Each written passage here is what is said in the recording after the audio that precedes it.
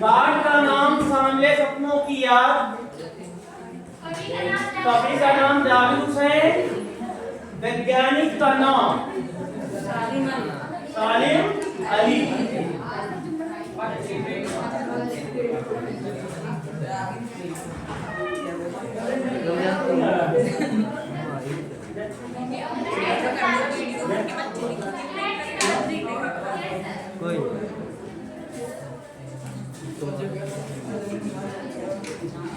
पाठ की विधा आज नहीं होगा। हमारा है ना?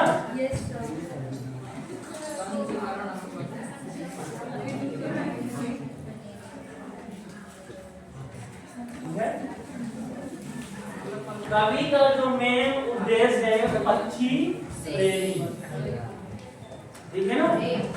कवि का मेन उद्देश्य क्या है? पक्षी प्रेमी। और जब कवि पक्षी प्रेमी थे, शायद ये कवि रहे होंगे, यही कवि है जावेद हुसैन, ठीक है ना? जावेद हुसैन ये इन्होंने सांवले सपनों की याद रखा। इसका जो मेन विचार था कि हमें छोटे से ही, आप कुछ लोगों को देखे होंगे कि चाहे कोई भी जीव हो उन्हें नहीं मारा जा सकता। एक धर्म में भी कहा गया है जियो और जीनो उद्देश्य है, ठीक है ना? और इन्होंने पक्षियों के बारे में समझने की कोशिश किए और पक्षियों की रक्षा किए। सालिम अली ये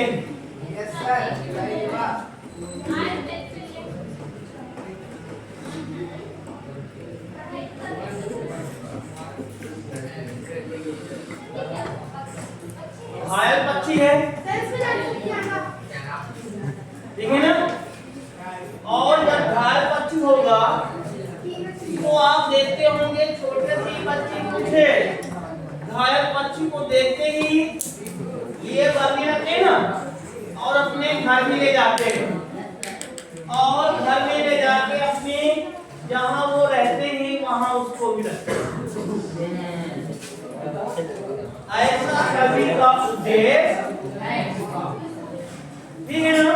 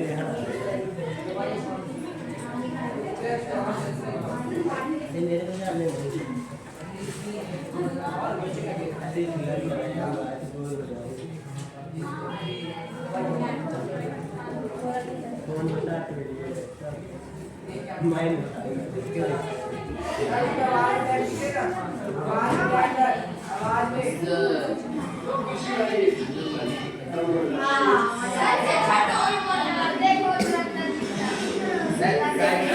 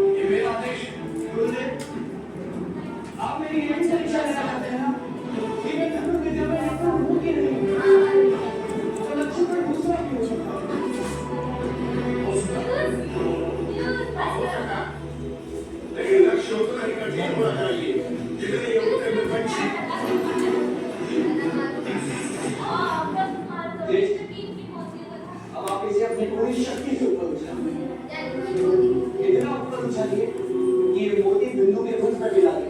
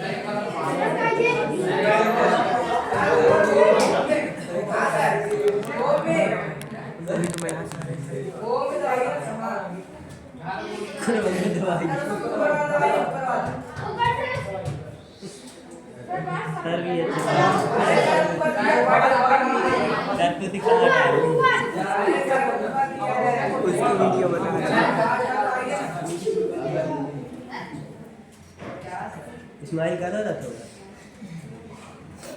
इसको दिखाने का अर्थ ये था कि एक योद्धा ने पक्षी का क्या लगाया, निशाना लगाया ना, वह पक्षी को क्या करता था, मारता था ना।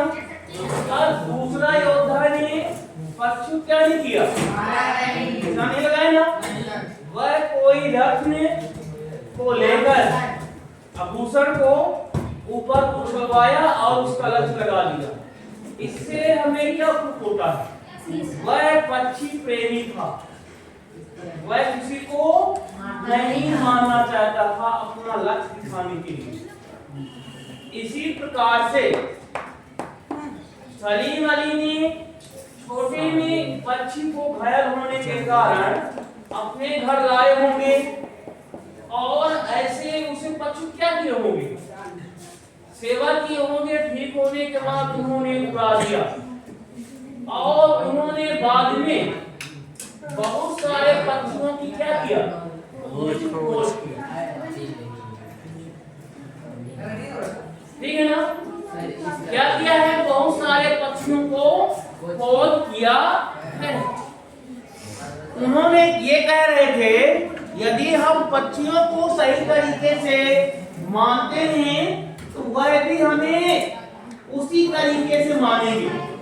हम उनके विचारों को क्या करते हैं, मानते हैं ना, तो वो भी हमें क्या करेंगे, मानेंगे। यदि हम पक्षियों को मारेंगे तो वह हमारी भाषा नहीं समझेंगे और उनकी भाषा हम समझेंगे तो वह हमारी भाषा समझेंगे। जैसा कि एक फिल्म है जिसमें वह अपने भाषा से पता नहीं क्या बजाता है कि बहुत सारे पक्षी उसकी बुलाए में आ जाते हैं, है ना।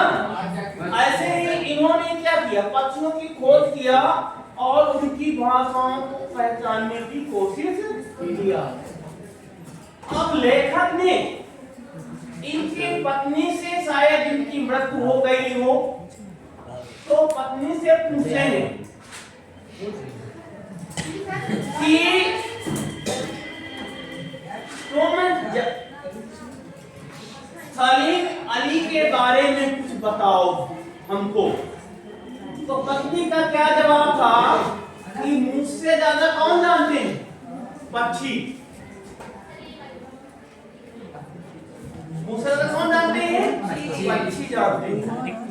क्योंकि आप इनके साथ में जितना समय बिताएंगे उतना आपको लोग क्या करेंगे, चाहे आप पशुओं के साथ रहें, चाहे पक्षियों के साथ में रहें, चाहे इंसानों के साथ में रहें, है ना।